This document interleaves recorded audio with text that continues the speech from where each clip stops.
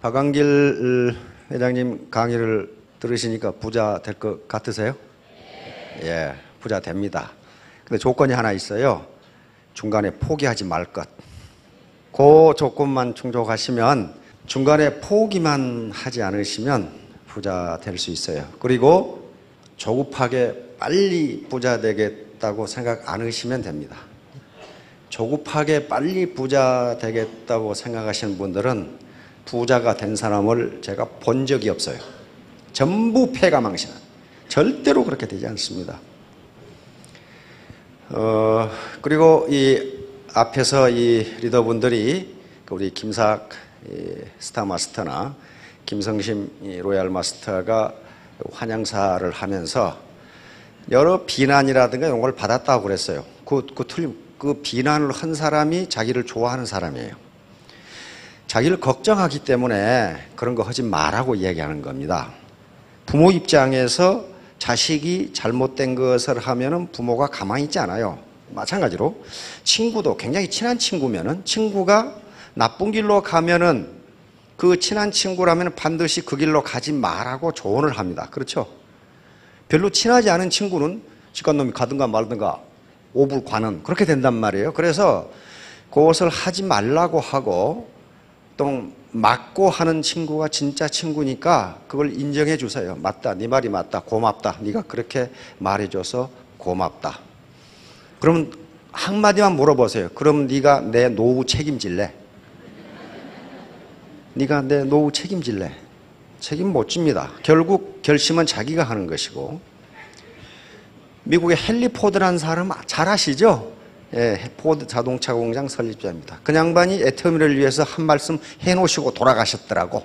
뭐라고 해놓으셨냐 하면은, 대부분의 사람들이 쓸모없는 것이라고 이야기하는 것에 관심을 갖는 소수가 부자가 된다. 사소하다고 무시하는 것들에 관심을 갖는 소수가 부자가 된다. 이게 대부분의 사람들이 좋아하는 것은요, 그게 레드오션이에요. 피바다예요. 서로 그거 하려고 하잖아요. 엊그제 무슨 공무원 시험 보는데 230대 1? 230대 1을 뚫고 붙은 놈이 그 놈이 미친 놈이에요. 그렇죠? 그 놈이 비정상이야.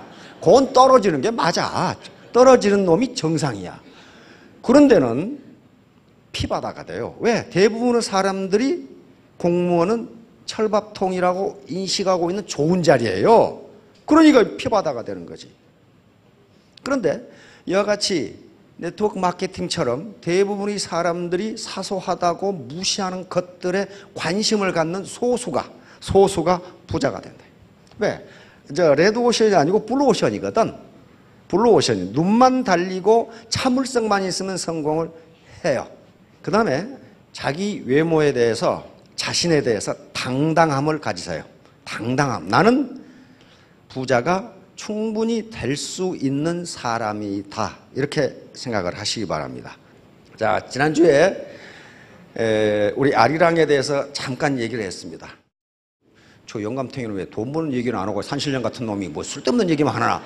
요 쓸데없는 얘기를 들어야 돈을 벌어요. 급한 마음을 가지면 돈 못 번다고요. 빨리 먹는 밥이 체한다고.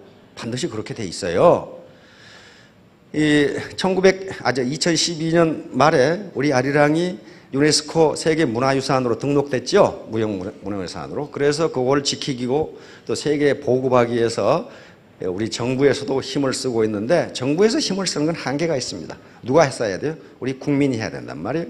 그래서 젊은 우리 대학생들이라든가 젊은이들이 아리랑을 지키고 보급하기 위해서 무진 노력을 합니다. 그래서 지난주에는 서울 인사동 쌈짓길에서 있었던 아리랑 프레시마블 감상을 해보셨습니다.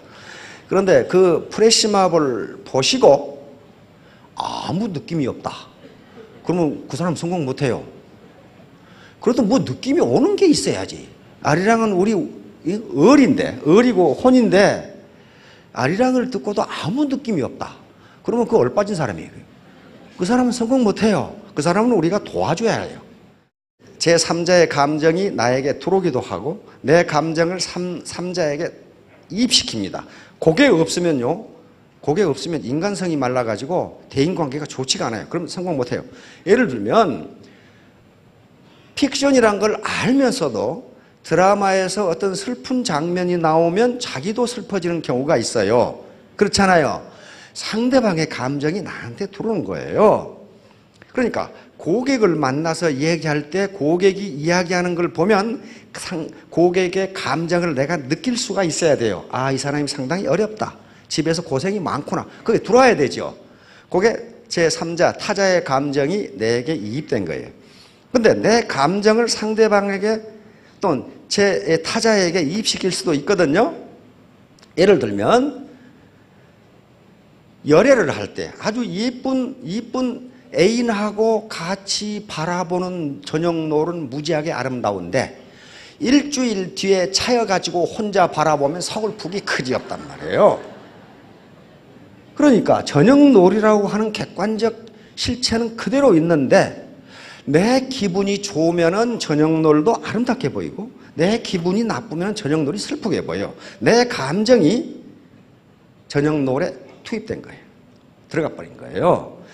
마찬가지로 예쁜 애인하고 같이 산행을 할 때 새가 지저귀면은 아이고 새가 기쁘게 노래하네. 그런데 차이고 나서 들으면은 새가 우네 그런단 말이에요. 그러니까 내 감정이 새소리에 이게 엠퍼시라고 하는 감정이입이에요. 상대방의 감정을 나한테 가져오기도 하고 내 감정을 상대방에게 주기도 하고 이렇게 해야 대인관계가 원활하게 돼서 사업을 잘하시고 성공을 하신다니까요. 그게 떨어지는 사람, 되게 많이 떨어지는 사람을 사이코패스라고 합니다.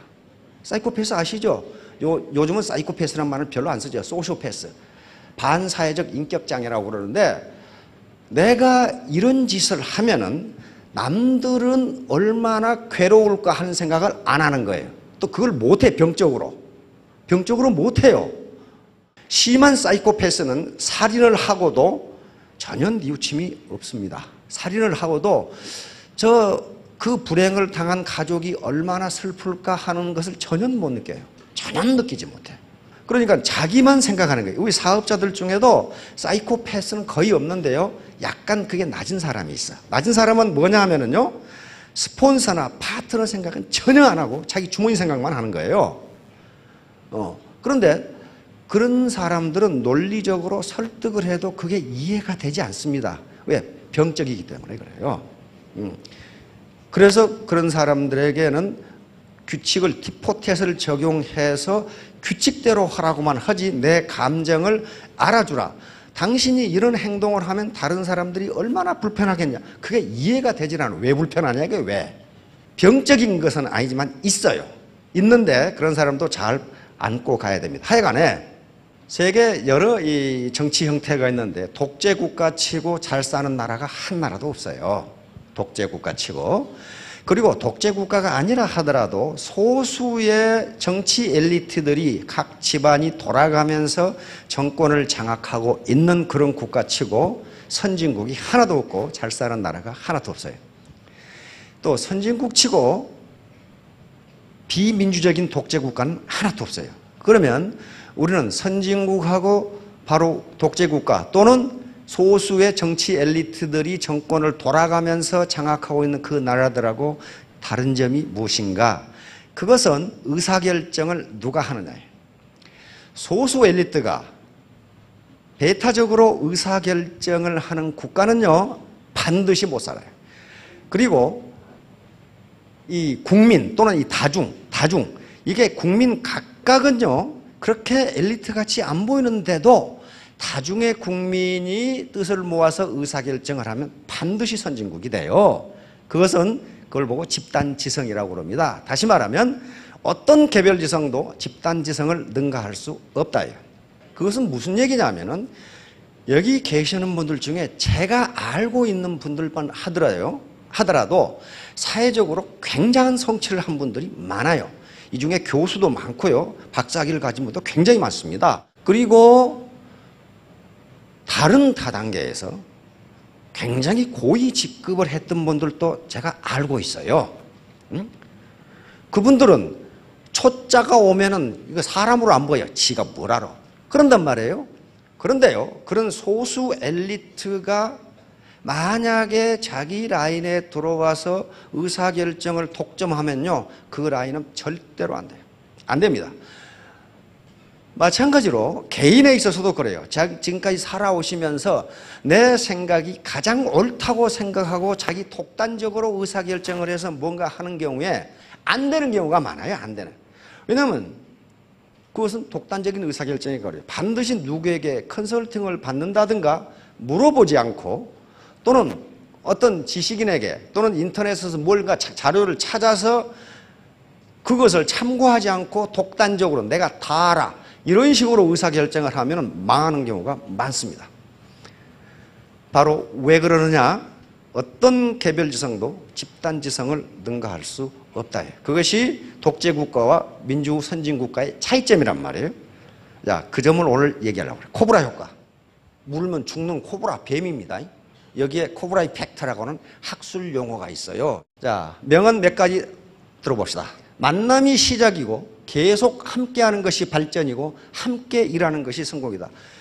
오늘 처음 만나신 분들 만남이 시작이에요. 옆에 파트너, 그 다음에 스폰서 보니까 반팽이 같은데 계속 함께 있으라 이 말이에요. 반팽이 아니에요 그거.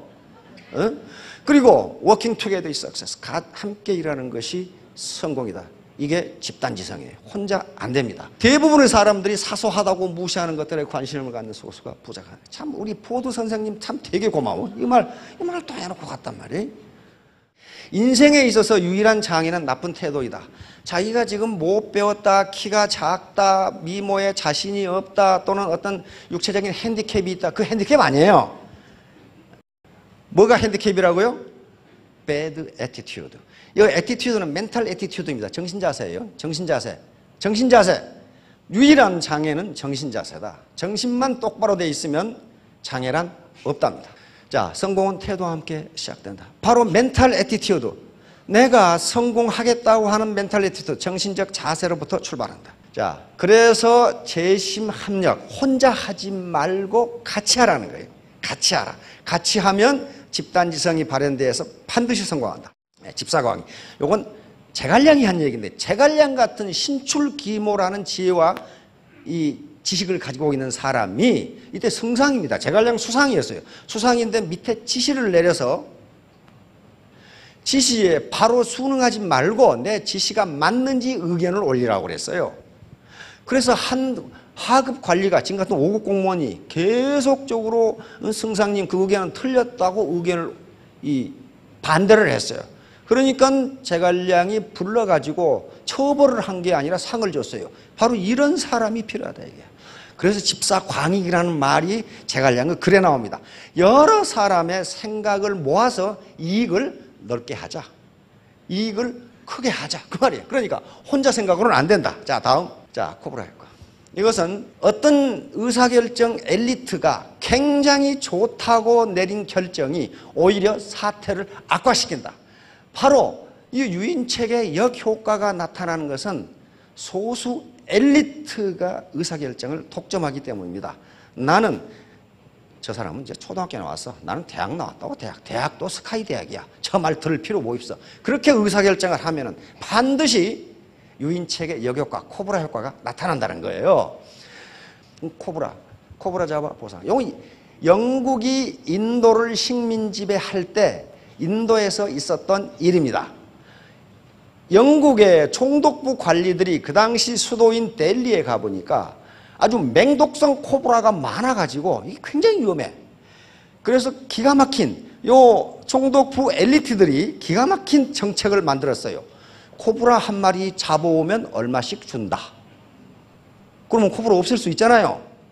코브라를 없애려면은 코브라를 잡아온 사람에게 돈을 주면 된다. 그거 괜찮하지요? 그렇게 하니까 당분간 코브라가 적어져. 그러다가 총독부 관리들이 이상한 현상을 발견했어. 그러면 코브라를 잡아오면 코브라를 잡아오는 수가 줄어야 되는데 점점 늘어. 그래서 웬일인가 하고 조사해 봤더니 인도인들이 집에서 코브라를 키우고 있어. 엘리트 머리로는 미처 생각을 못했어요. 왜? 코브라를 잡아온 숫자대로 보상을 주니까, 돈을 주니까 집에서 키워야지. 그렇죠?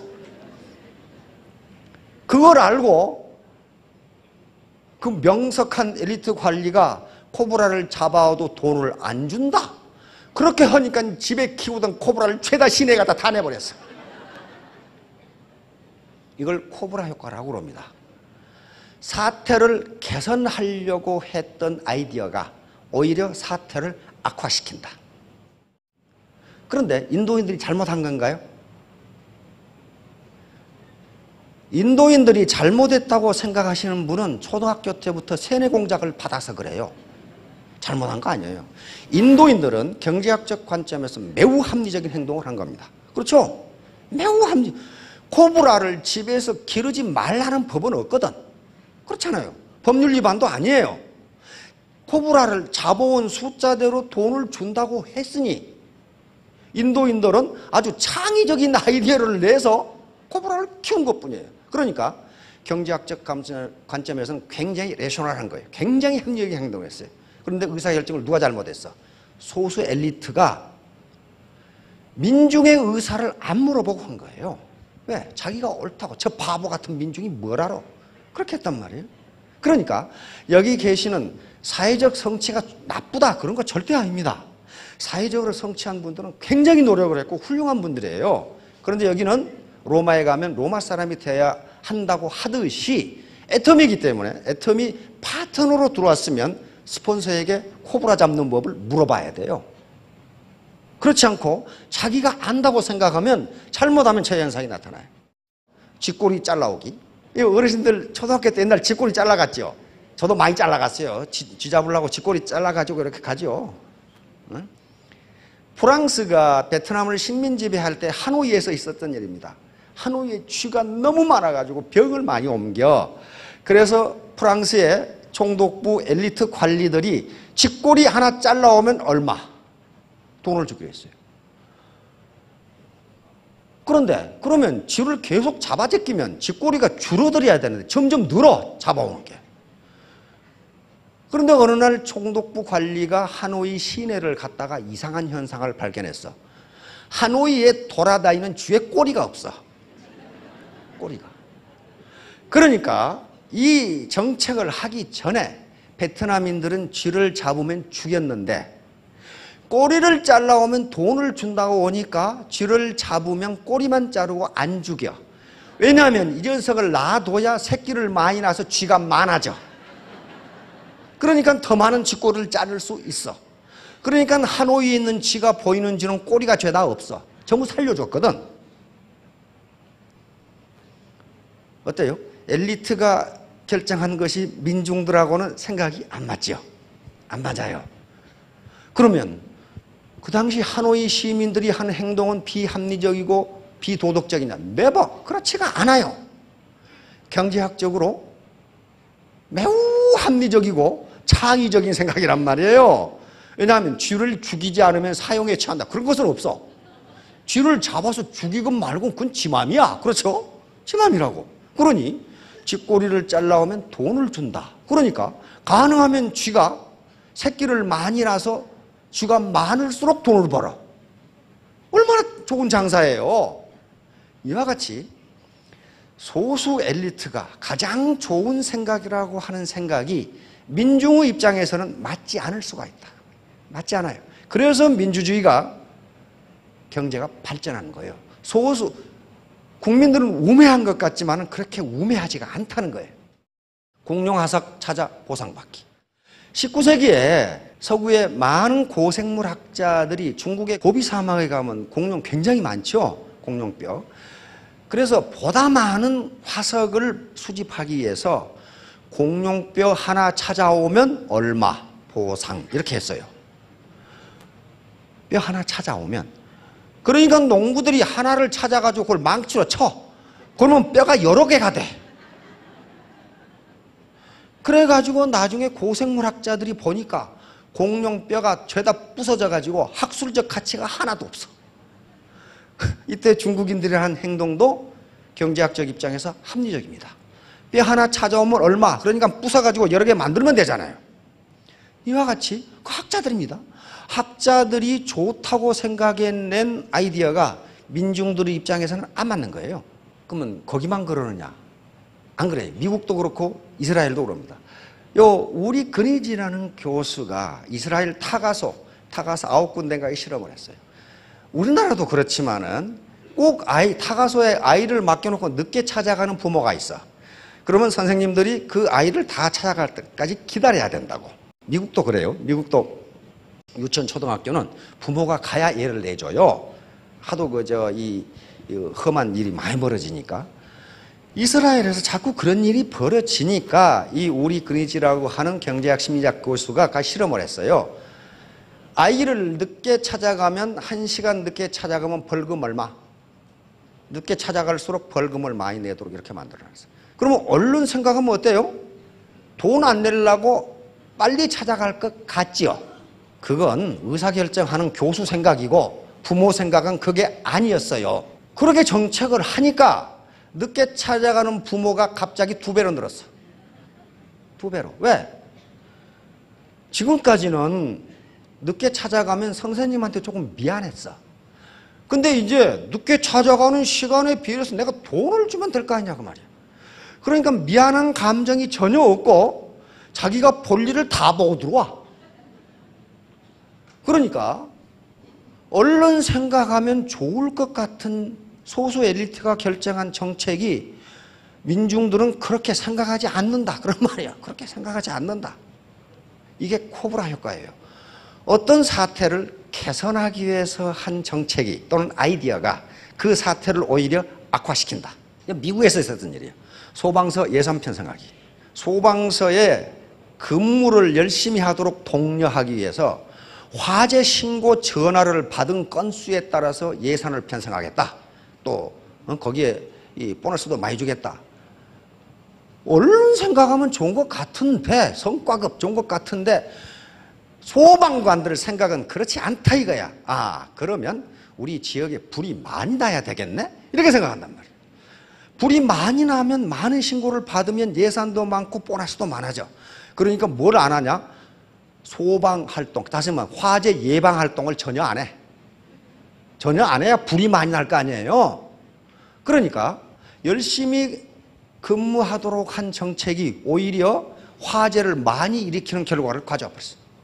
이와 같이 윗사람 몇이 의사결정을 독점해가지고 밑에 물어보지도 않고 한 의사결정은 자칫하면은 역효과를 내는 경우가 많다.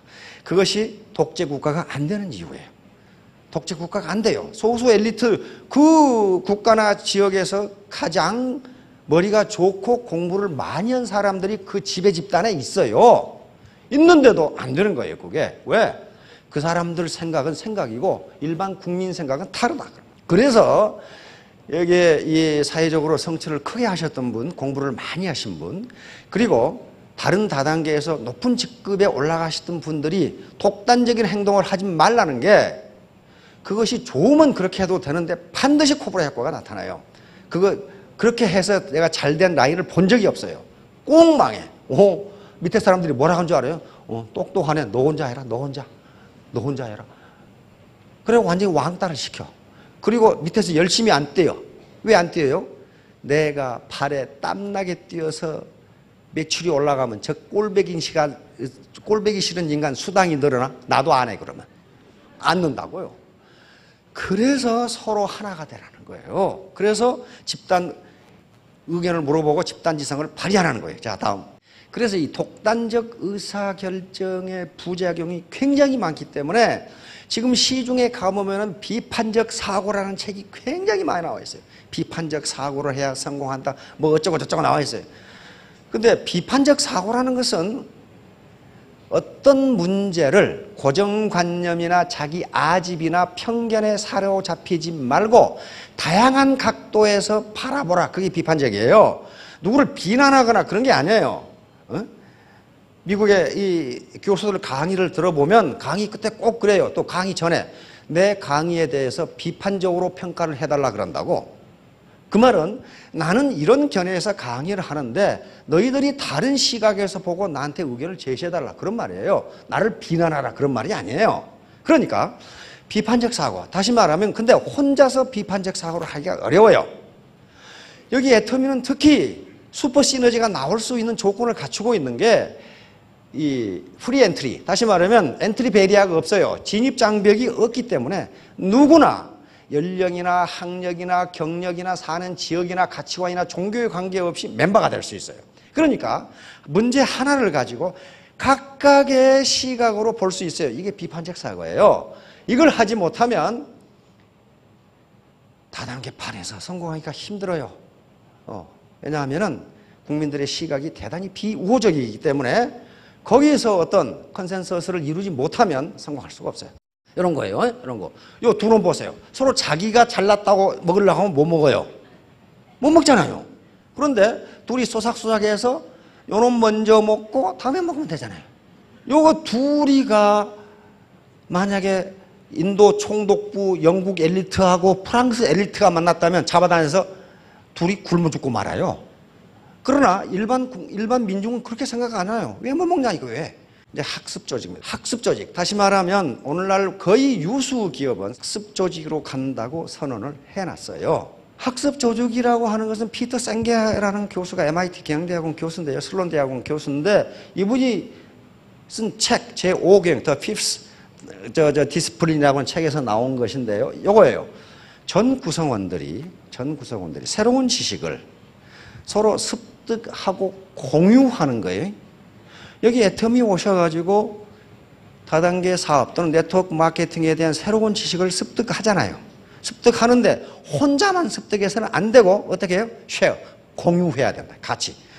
공유함으로써 구성원들의 역량을 높여 조직 성과를 증진시켜 나가는 조직. 그러니까 이렇게 하지 않으면 여기 나오는 리더들처럼 월천댁 오천남이 될 수가 없어요. 왜 그러냐면은 평균적으로, 개별적이 아닙니다. 평균적으로 봐서 애터미 사업을 하는 사업자분들 또는 회원분들의 인적 자본은 휴먼 캐피탈은 삼성이나 LG나 SK나 유수한 기업들의 인적 자본과 1대1로는 결코 비교 우위라고 할 수가 없어요. 아주 정말 엘리트들이에요. 1대1로는 이 중에서 그 사원들을 이길 사람이 별로 없어요. 평균적으로 그렇단 말이에요. 그러나 이것이 학습 조직으로 가서 집단지성을 이루면은 그 어떤 개별지성도 집단지성을 능가할 수가 없어요. 소위 그것이 못난 갓파치 셋이 제갈량을 이긴다는 중국 속담이에요. 갓파치 하나하나는 못났지만은 셋만 모이면 제갈량도 이길 수 있다. 자, 요거예요. 이것이 앞에서 말한 코브라 효과가 딱 맞아 떨어지는 거예요. 자, 학습 조직에 5가지 요건이 있는데 시스템 사고, 그 다음에 정신 모델, 개인적 숙련, 팀 학습, 비전의 공유. 요거예요. 요게 있으면 바로 조직이 생존하고 개인이 발전할 수 있다예요. 만약에 이게 없으면 그 조직은 곧 망한다. 또 그 개인도 곧 망한다예요. 이 양반이 피터 생게 피프스 디스플린 제5경영이라는 책인데 20세기에 가장 영향력 있는 책의 하나로 분류가 된 책입니다. 이게 조직은요, 파트너 스폰서 관계, 그 다음에 이 본사와 이 사업자 관계, 이게 복잡하게 얽혀 있어요. 복잡하게 이루어진 하나의 시스템입니다. 그리고 우리 몸도 시스템 오브 시스템스예요. 그러니까 여러 가지 시스템이 얽혀져서 하나의 인체라고 하는 시스템을 만들어요. 자동차도 마찬가지입니다. 자동차, 이 구동 시스템, 그 다음에 이 연료 주입 시스템, 그 다음에 전기 시스템, 전자 시스템, 여러 시스템이, 서브 시스템이 모여서 자동차라고 하는 하나의 시스템을 만든다고요. 그런데 이 하부 시스템 중에 하나라도 고장 나면 전체 시스템이 고장 나버려요. 여기에 군명평상이라는 게 장님 코끼리 만지기란 말이에요. 그런데 이건 인도에서 나온 이야기입니다. 코끼리 다리를 만진 장님은 뭐라고 그랬어요? 코끼리는 기둥이다. 코끼리 배를 만진 사람은 코끼리는 집천장이다. 귀를 만진 사람은 코끼리는 부채다. 코를 만진 사람은 코끼리는 파이프이다. 그런데 각각의 장님이 평가한 코끼리는 맞아요, 틀려요? 맞아요. 맞다고. 틀리지가 않아요. 맞아요. 맞는데 어떡한 거예요? 시스템 사고가 아니고 부분 사고를 한 거예요. 그러면 이 장님들을 전부 모아서 토론을 하면 코끼리가 나온다고요. 그게. 나온다고. 그래서 여기에 프리 엔트리, 즉 진입의 자유가 있으니까 여러 지금까지 인생 경험을 한 분들이 모여 있기 때문에 한 가지 문제가 일어났을 때 그것을 가지고 각각의 의견을 들어보면 최적의 해결 방안이 나온다는 거예요. 그게 시스템 사고예요. 전체, 나 혼자만 생각하지 말고 전체를 한번 생각해 보라. 전체. 예, 합성의 오류. 이건 논리학에서 나온 겁니다. 팰리시 오브 컴포지션. 합성의 오류라고도 하고 구성의 모순이라고도 하는데 이것은 부분에 대하여 진실인 것을 그렇다는 이유만으로 전체에 대해서도 진실이라고 믿는 잘못, 그걸 합성의 오류. 뭔가 좀 복잡하죠? 복잡한데 그냥 들어보세요. 부분에 대하여 진실인 것을 그렇다는 이유만으로 전체에 대해서도 진실이라고 믿는 잘못. 쉽게 말하면 부분에 대해서는 좋은데 전체에 대해서는 좋지 않다, 그런 말이에요. 이 현상이 있기 때문에 사회가 이렇게 복잡하고 이해관계가 많고 싸우고 충돌하고 그러는 거예요. 부분에 대해서 좋은 것이 전체에 대해서 좋다면 우리는 매우 화기애애하게 살 겁니다. 그런데 문제는 사회현상이나 경제현상, 인간관계에서는 절대로 그게 성립할 수가 없어요. 자, 여기 예가 몇 가지 나와 있어요. 이분은 우리 국민들이 다 존경하는 김수환 추기경님이시고 신부님이시죠. 이분은 국민들의 대부분이 존경하는 성철 스님이세요.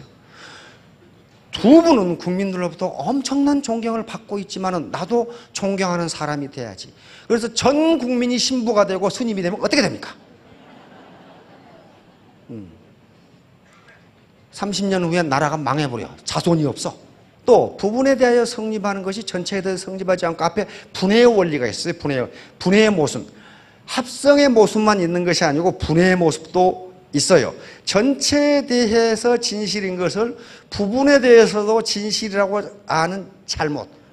그러니까 전체에 대해서는 성립하는데 부분에 대해서는 성립하지 않는다, 그런 말이에요. 예를 들면 물은 산소와 수소로 H2O로 돼 있죠.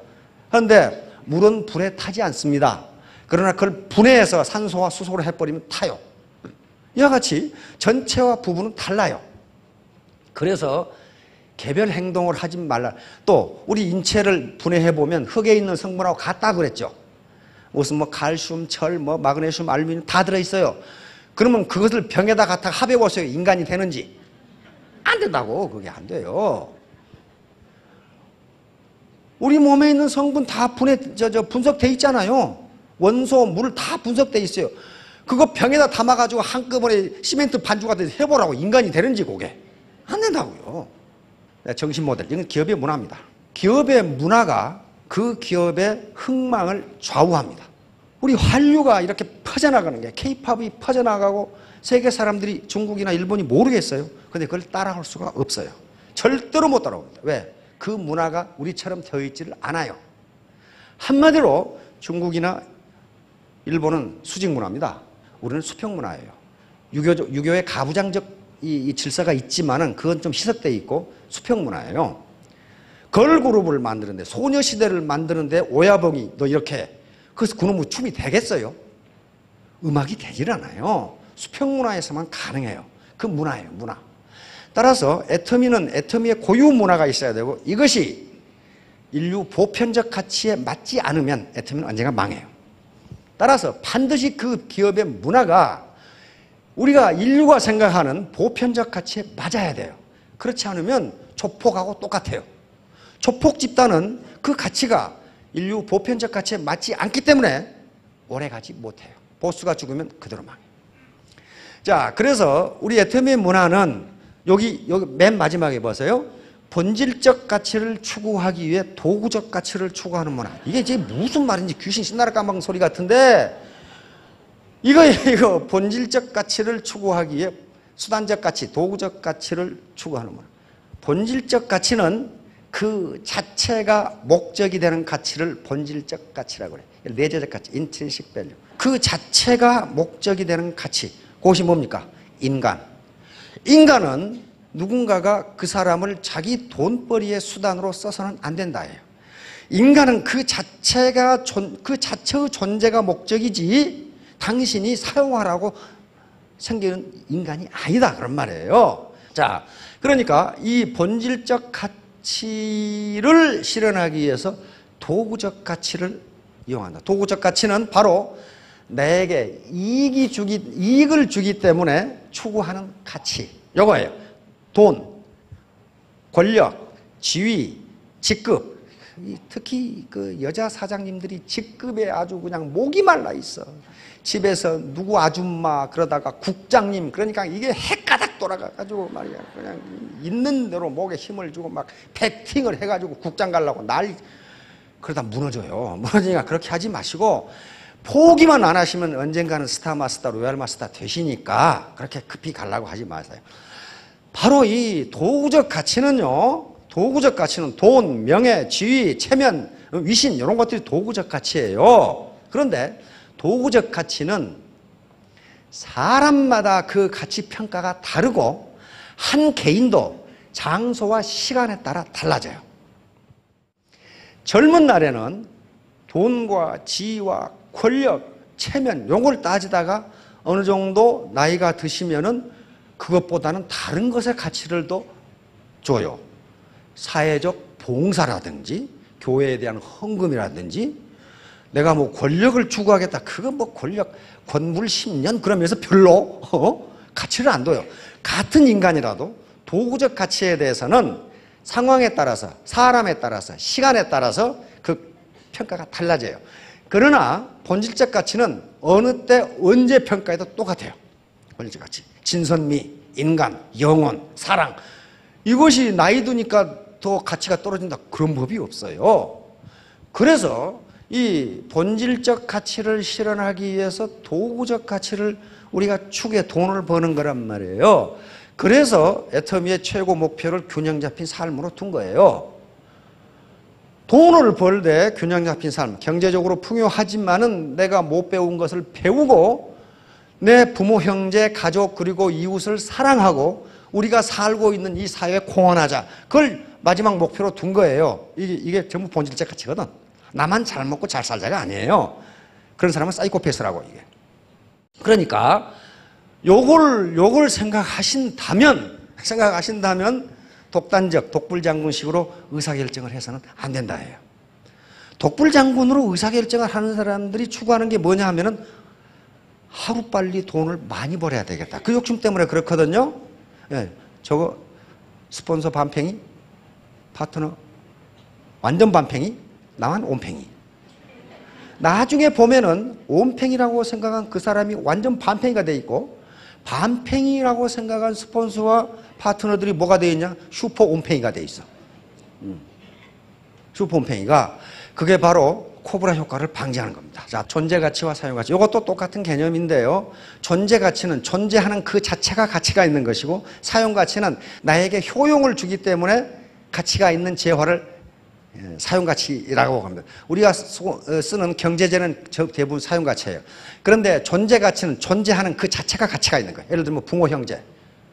그것도 사용해서 가치가 있습니까? 그렇지 않아요. 자식. 사용해서 가치가 있는 게 아니에요. 그 다음에 우리 문화유산, 아리랑. 이건 존재하는 것 자체가 가치가 있어요. 자연 환경. 이건 존재하는 것 자체가 가치가 있어요. 대한민국이라는 나라. 존재 자체가 나에게 가치가 있어. 내가 사용하기 때문에 가치가 있다고 생각하지 마시고 그분들이 존재하기 때문에 가치가 있다고 생각하시면 동반성공하시는 거예요. 동반성공. 그런데 경제학자들이 이걸 또 심각하게 연구를 했어요. 본질적 가치를 추구하는 나라와 도구적 가치를 추구하는 나라, 어느 나라가 잘 사는가를 봤더니 도구적 가치를 추구하는 나라 치고 선진국이 하나도 없다. 선진국이 된 것은 본질적 가치를 추구했기 때문이다. 이 결론이에요. 왜냐하면 도구적 가치는 일정 수준 이상 소비를 하면 탕진이 돼버려. 다시 말하면 돈이나 권력이나 그 다음에 호의, 호식이나 이런 것들은요. 일정 양 이상 소비를 하면 거기서 더 이상 만족이 나오지를 않아. 소득이 100만 원에서 200만 원 되니까 밥을 하루에 2배로 먹더라. 그런 게 없다니까요. 일정량 이상 먹으면 그 욕구는 거기서 탕진이 돼요. 그러나 본질적 가치는 아무리 추구해도 탕진이 되질 않아. 예를 들면 부모와 자식 간의 사랑이라든지 어떤 자기가 믿는 종교에 대한 헌금이라든지 또는 후진국 어린이들에 대한 어떤 봉사나 또는 기여라든지 하는 것은 하면 할수록 더 자기 만족이 커지는 거지 거기서 이제는 됐다. 나는 이제 그만할래. 그게 안 된다는 거예요. 그러니까 선진국들이 대부분의 본질적 가치를 추구했기 때문에 그 본질적 가치를 실현하기 위해서 경제개발을 하다 보니까 경제성장이 멈추지가 않는다는 거예요. 왜? 본질적 가치를 충족한다는 게 쉬운 일이 아니거든요. 자, 다음. 그러니까 본질적 가치를 추구하시는 분들이 돈을 벌어요. 자, 바로 이 신사숙녀가 애터미가 지향하는 바로 인간상인데 이것도 본질적 가치예요. 신사숙녀는 무슨 뭐 옷 근사하게 입고 뭐 그런 게 학력 그런 게 아니고 건전한 상식을 가진 또 양심을 바탕으로 건전한 상식을 가진 남녀를 우리는 신사숙녀라고 합니다. 건전한 상식이에요. 애터미는 회사를 위해서 사업자들이 희생하라 그런 말을 절대로 하지 않습니다. 그 반대로 얘기해요. 회사를 이용해서 사업자들께서 성공하시라. 우리를 이용해서 개인이 성공하시라. 그러려면 개인의 숙련, 퍼스널 마스터리가 반드시 있어야 돼요. 사업을 어떻게 하는지, 원만한 인간관계를 어떻게 발전시켜 나가는지, 파트너와 스폰서 관계는 어떻게 해야 좋은 건지 그걸 누가 가르쳐줄 수가 없잖아요. 개인적 숙련이 필요해요. 개인적 숙련. 여기 계시는 분들 모두 회사와 조직을 이용해서 개인의 성공을 도모하십시오. 회사를 위해서 희생할 거 없습니다. 그럼 회사를 뜯어먹으라 그 말 아니고 같이 잘 살자요. 같이 동반성공하자. 자, 다음. 요것은 바로 아까 그거예요. 구성원들 간의 대화와 토론을 통해서 지식과 정보를 공유하자요. 그래야 하면 코브라 효과가 일어나지 않아요. 리더라고 해서 제멋대로 하면은 그 조직은 절대로 크지 않아요. 절대로 크지 않아요. 왜? 아까 리더는 그래도 엘리트인데 엘리트의 독단적 결정이 엘리트가 생각하기에는 굉장히 합리적인 것 같지만은 밑에 파트너들이 보면 불합리할 수도 있다예요. 그럼 반드시 코브라 효과, 유인책의 역효과가 나타납니다. 예. 피터 샌게 교수의 경고 바로 이거예요. 혼자 독단적인 의사결정을 하는 리더가 있는 집단은 IQ 130을 모아놔도 거기서 나온 아이디어는 IQ 60밖에 안 된다. 우리나라에 3번이나 와서 이 말을 했어요. 그러니까 내가 다반팽이고 나만 온팽이다 라고 생각하시는 분은 이렇게 이걸 명심하세요. 피터 샌게 교수가 우리나라에서 강조한 거예요. 독단적 의사결정을 하는 리더가 있는 조직은 그 밑에 IQ 130을 모아놔도 거기서 나온 아이디어는 IQ 60밖에 안 된다. 이게 코브라 효과예요. 바로 비전을 회사와 사원, 구성원이 같이 가져야 된다. 회사는 성장하는데 회사가 이익을 너무 많이 가져가서 나는 성장 못한다. 이건 비전의 공유가 되지를 못해요. 같이 동반성장해야 돼. 같이 동반성장. 이렇게 하면은 이런 조직을 학습 조직이라 하고 이런 조직은 망하지 않는다 그랬어요. 망하지 않는다. 학습 조직은 행동을 유발하는 시스템을 바꿔요. 시스템을 바꾸는데 비학습 조직은 결과만 가지고 따져. 잘했느니 못했느니. 시스템이 어떻게 되어 있는지는 이야기하지 않아. 다시 말하면 코브라를 잡아오면 돈 준다. 이 시스템이 잘못되어 있기 때문에 문제가 일어났는데 코브라를 잡아온 놈한테 잘했느니 못했느니 따져가지고는 안 되는 거라 그런 말이에요. 네. 권력의 타락. 이건 심리학자들이 하는 얘기인데 권력은 어디서 나오냐 하면 2가지에서 나옵니다. 하나는 금권에서 나오고 또 하나는 인사권에서 나옵니다. 권력은 금권과 인사권으로부터 나오는데 심리학자들이 이 권력을 어떻게 행사하는가 보자고 많은 사람을 놓고 실험을 한 거예요. 그랬더니 권력을 많이 가진 사람일수록 자기가 똑똑하고 생각하고 부하는 멍청하다고 생각한다. 그래서 계속 지시를 하는데 일이 잘 되면 내가 지시를 잘해서 잘 됐고 일이 못 되면 부하들이 게을러 빠져가지고 안 됐다 이렇게 한다.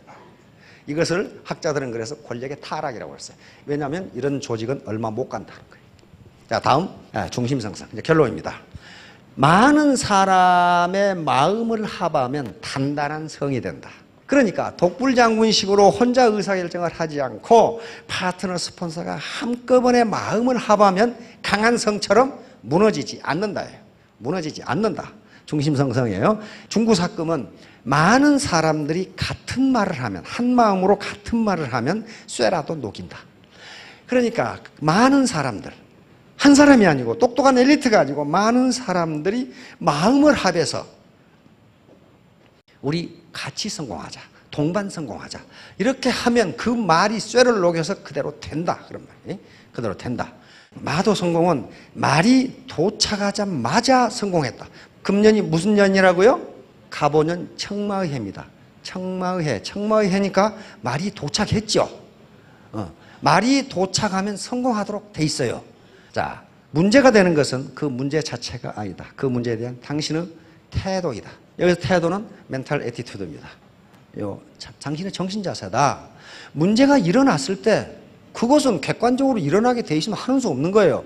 그러나 그 문제를 어떻게 해결하고 원망만 하고 있을 것이냐, 굿 아이디어를 찾아낼 것이냐, 나 혼자 해결하려고 할 것이냐, 안 그러면 파트너 스폰서하고 중지를 모을 것이냐 하는 그 태도, 애티튜드가 가장 중요하다. 이걸 늘 제가 제시하죠. 애티튜드 합의하면 100점이 되죠. 여기에 어빌리티, 능력은 1%밖에 되지 않습니다. 나머지는 전부 다 자기 멘탈 애티튜드하고 관계가 되는 거예요. 이거 이렇게 되면 반드시 신사숙녀가 되고 성공한다. 자, 마지막으로 요 R은 소득입니다. 소득, 성공. 성공은 신사숙녀의 함수이고, 앞에 꼬부랑꼬부랑한 것은 이게 이 헬라어인데 뭐 함수라는 뜻입니다. 파이, 이건 푸사이. 이건 신사숙녀는요, 신사숙녀는 아무나 되는 게 아니고 능력과 인품을 동시에 갖춰야 됩니다. 사람은 좋은데 무능력하다. 그걸 보고 신사숙녀라고 하지 않아요. 능력은 있는데 인격이 엉망진창이다. 그게 무슨 놈의 신사숙녀예요. 두 개를 갖춰야 돼요. 요걸 합해놓으면 매력적인 사람이 돼요. 이게 꼬불탕한 것은 함수 표시의 오메가, 이게 매력이다. 우리말로 하면 멋있는 사람. 멋있는 사람이 성공하신다니까. 여러분 굉장히 멋있는 분들이 많아요. 전부 금년 이내에 3년 이내에 월천댁 5천남이 되시기 바랍니다. 예, 감사합니다.